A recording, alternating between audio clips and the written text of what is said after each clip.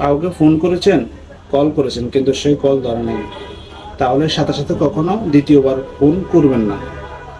কোনো মানুষের সাথে একটা সম্পর্ক হওয়ার আগ পর্যন্ত ওভার ফ্রেন্ডলি হবেন না। আপনি কারোর সাথে কথা বলতেছেন, আপনার অপর পাশের মানুষটার কথাগুলো শুনে বুঝে আপনি রেসপন্স করেন, কিন্তু না বুঝে না শুনে কখনো রেসপন্স করতে যাবেন না। আপনার ব্যক্তিগত জীবনটাকে সবসময় প্রাইভেটলি রাখুন। আপনার ইচ্ছেগুলো, আপনার প্ল্যানগুলো পূর্ণ হওয়ার আগ পর্যন্ত কারোর সাথে শেয়ার করবেন না।